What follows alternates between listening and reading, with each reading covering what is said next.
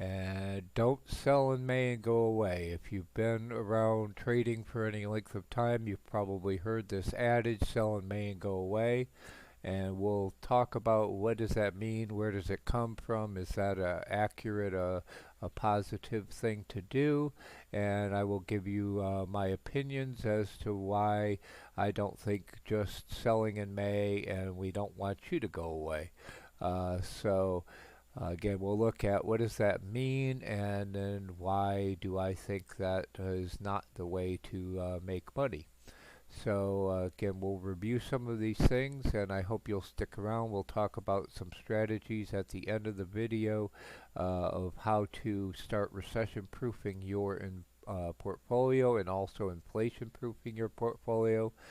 Okay, I've got a couple references, some articles that talk about this adage of sell in May and go away. That I'll review quickly with you, but I'll also put the links in the description box below so you can read them in more detail. The first one is from Seeking Alpha, and again, we'll just take a quick review of these. Here's an old adage, suggests selling stocks ahead of the summer months, and again, here's this author's answers to what does this mean? Is this a good idea? Again, improve annual returns by selling in May and not reinvesting until November. So the go away part is wait until November is what the adage says. And they can talk about, where did this come from? Is some of the historic crashes came in October, and historically stock market returns were lower from May through October compared to November through April. And they've got some statistics. The worst days occurred in October. The average returns from May through October was about 2%. November through May was 7%. You can see this time period. It was, again, that's an average, historical average. And this worked, majority of the time. And you can see this persisted up until 2012, but the period from 2013 to 2020 may have broken that trend. So, and again, one of the main reasons you'll see in these articles is that traditionally, historically, summer tended to be slow. The professional traders just said, well, just sell in May and go away until November.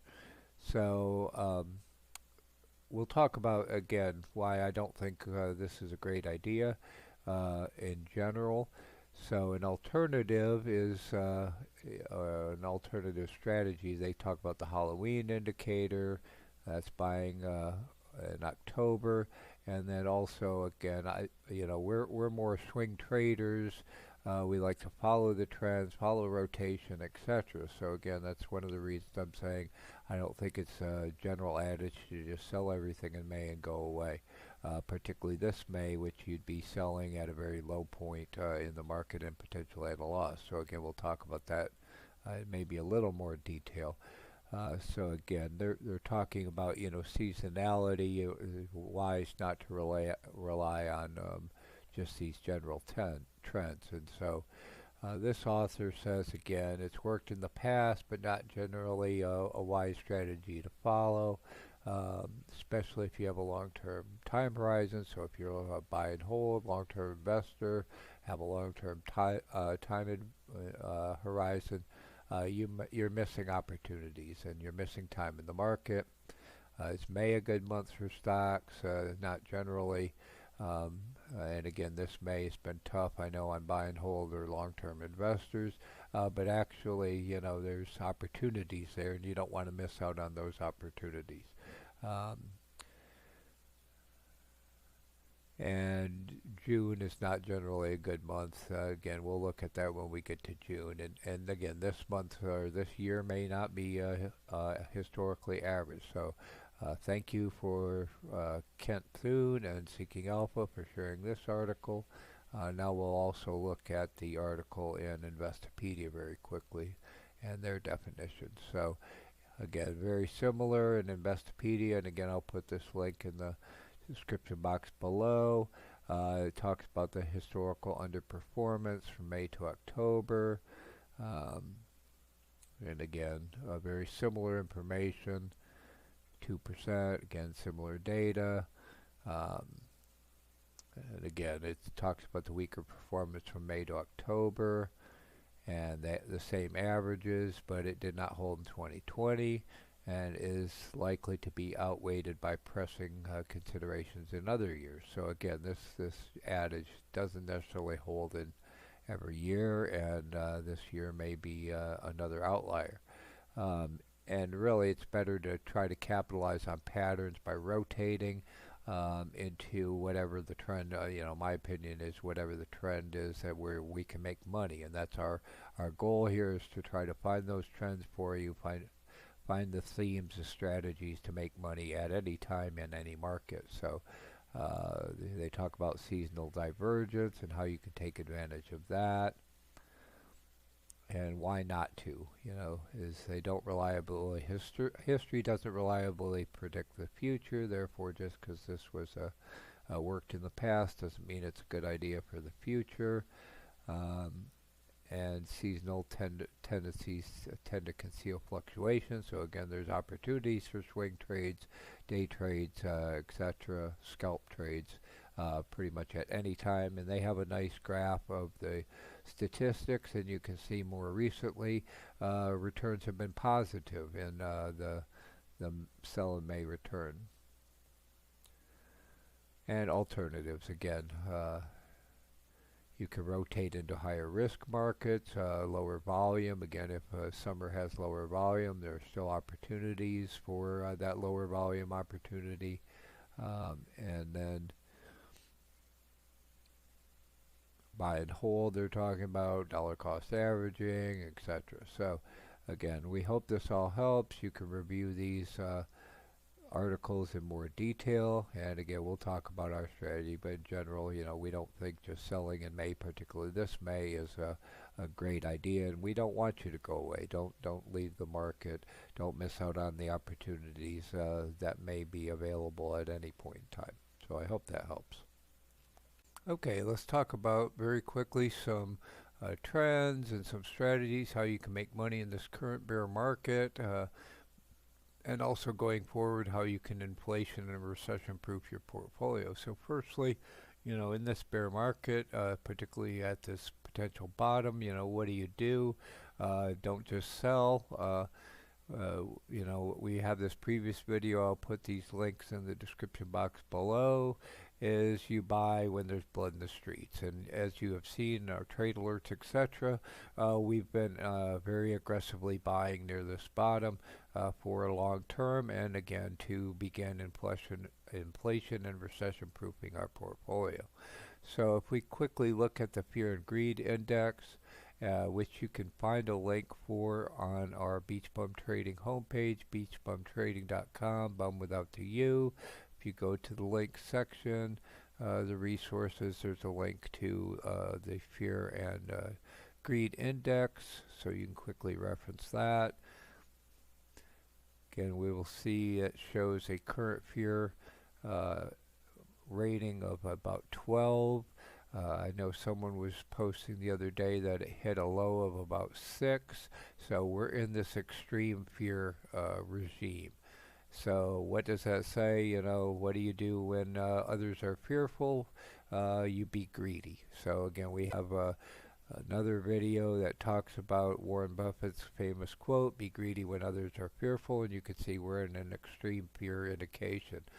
So again, that's another sign of that we're near or at the bottom of the pit, the bottom, etc., is this extreme fear. So now's the time to be greedy and begin buying, but buying wisely. So when I say buy wisely, in my opinion, again, not financial advice, but what we would say is, you want to start preparing your portfolio for, we know inflation has been hot, will continue to be hot for some period of time, and you want to make sure your portfolio is inflation proofed. Also, I believe we are in or eventually headed into a recession. Again, my opinion. We'll see what the GDP numbers say. But again, I believe you want to be recession proofing your portfolio. So what does that mean? So let's talk and think about what some of those things mean. Well, if we go into a recession, and we're already seeing some indications of these trends, and high inflation is, what types of products and services will the consumer trade down? Meaning they're going to buy a cheaper version of the same product. So are they going to buy generic store brands, etc.? And are your name brands going to suffer? So again, unless it's a luxury brand, luxuries and the high-end consumer is pretty much immune to this. They have plenty of money, they'll spend more, etc. But your average consumer, etc., is getting hit hard by this inflation, the gas prices, etc. So they need to save money. Well, where are they going to save money? Well, they might not buy the name brand products, but they have to eat, etc., have to have products. So are they going to trade down? And these name brand retailers may take a hit. So watch out for that. Again, are they going to shop discount stores and dollar stores? So, we've been looking at Big Lots and watching that because it seemed to be a reasonable price one that had an opportunity versus your higher end retail. Now, again, your luxuries are going to be more immune, but your upper middle type class retailers are probably going to take a hit, and your discount and off-brand, off-price stores are probably going to benefit from that. Also, are they going to buy local? With the supply chain issues, shipping issues, and inflation, are people going to look to buy produce and other perishables more locally? Actually, we are actively doing that ourselves. We're going to farmers markets, etc. You get better produce, hopefully get a better price, and help support local economy. So are other people going to follow this trend and not buy things that have to be shipped, etc., and are higher priced? The consumer is and they will be, and we can talk about they're reducing their discretionary spending. So what are they going to start cutting out? If they have to pay more for gas and food and rent, what are they going to start cutting out? Well, we see they're probably going to cut out additional streaming services. I mean, do I really need, Netflix and Paramount and Disney and Hulu, etc., or do I want to just pick my favorite ones and cut the rest? So these guys are potentially going to get hit.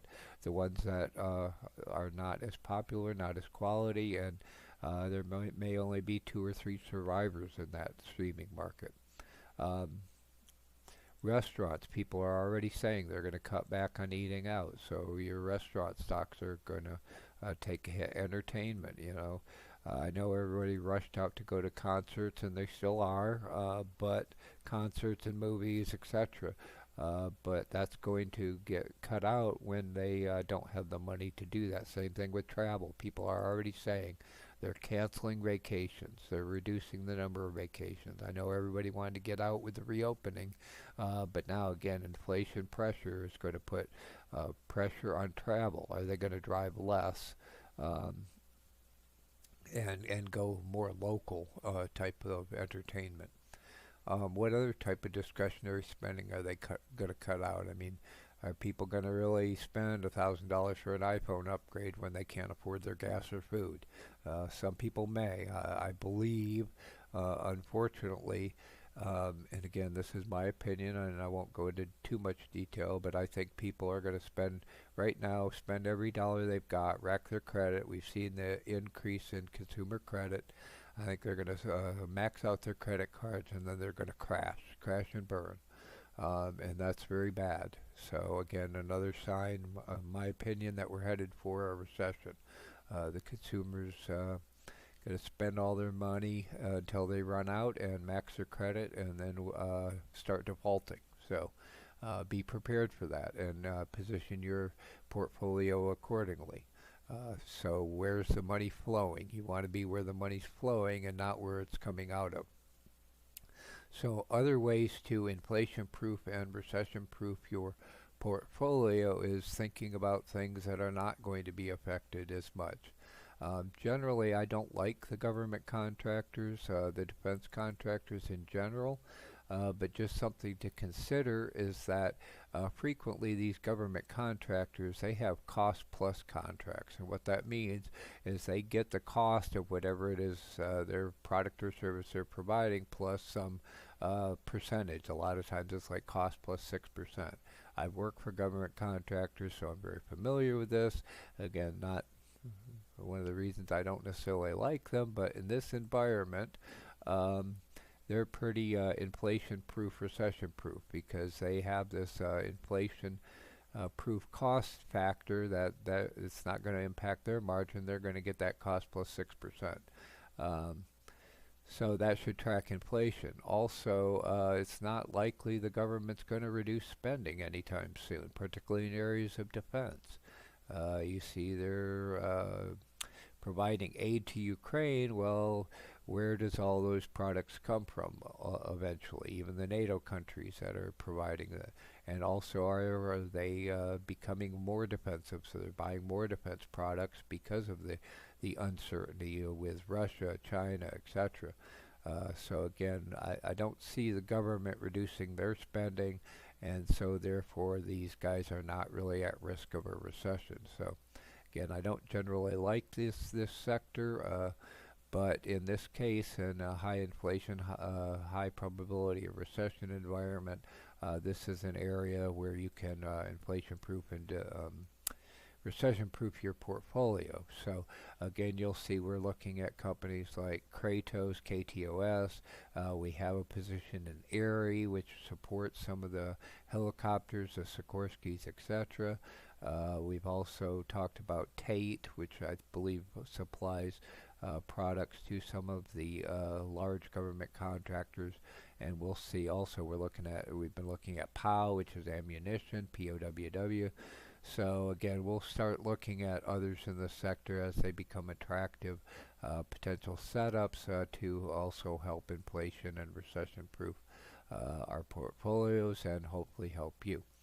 So let's talk about this further. Again, we're just starting to begin this process, although as you've seen, we've been doing this for a while. We've been buying gold and silver.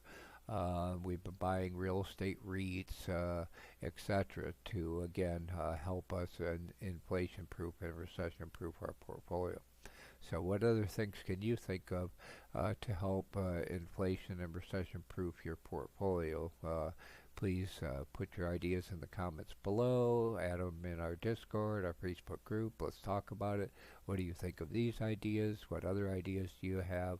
If we work together as a BeachBum Trading community, we can all get through this high inflation, get through this recession, make money in the process, and all benefit. So let's work together, and let's all make money together. So I hope this all helps, and let us know what you think. The content of this video was produced by BeachBum Trading. We hope you will choose to also join us in the BeachBum Trading community and subscribe to our YouTube channel. Visit us at our homepage at beachbumtrading.com, the bum without the U. Similarly on Twitter, BeachBum Trading, bum without the U. On Facebook and in our BeachBum Trading Facebook group. Please follow us on Pinterest and on Instagram. All of the links to our social media sites will be included in the description box below, and we hope you will choose to subscribe to our BeachBum Trading YouTube channel and follow us on social media. Thank you. We also cordially want to invite you to our new BeachBum Trading Community Discord server, where we can have discussions on all topics related to trading, success in trading, investing, etc. You can see alerts when we make trades, changes to our watch lists, etc. So again, please join us in the new BeachBum Trading Community Discord server. You should be able to find a link in the description box below. You can also find a link in the social media category on our webpage, beachbumtrading.com, without the bum without the U, and also in the link section on the About page of our YouTube channel, etc. So again, we look forward to seeing you in the BeachBum Trading Community Discord server soon. Wave and say hello. BeachBum Trading also now has a site on Patreon. If you are willing and able to help support our efforts to produce all the content and help you achieve the financial freedom you want, deserve, to be able to live the beach bum lifestyle or any other kind of lifestyle you would like, and you're willing and able to help support our efforts in these regards, we hope you'll choose to visit our Patreon page. You can get access to our new BeachBum Trading Community Discord server, which is currently under construction, but you will get access to the Discord server by supporting us through Patreon. Again, this is all currently under construction, but you can see we just have the default levels, membership levels, but again, each level allows support, allows access to our Discord. We're also posting our trade positions initially in our Discord, and again, we greatly appreciate any support that you're willing and able to provide. So thank you for your consideration.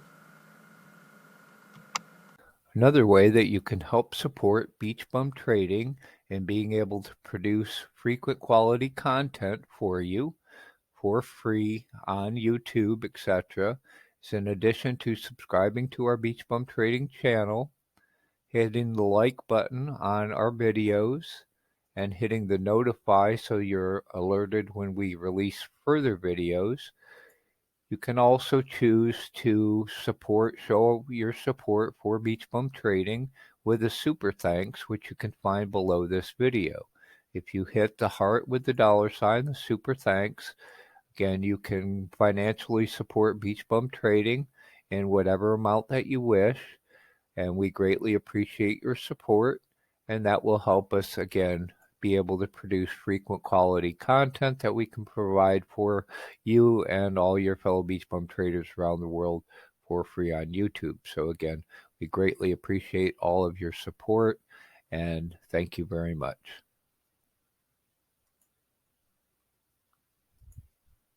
If you like this video, we hope you will choose to subscribe to our YouTube channel by clicking on the box in the upper left-hand corner. You can watch another video like this by clicking on the box in the lower right-hand corner. And we have a whole playlist of videos like this that you can access via the box in the upper right-hand corner. Our latest video is available in the box in the lower left-hand corner.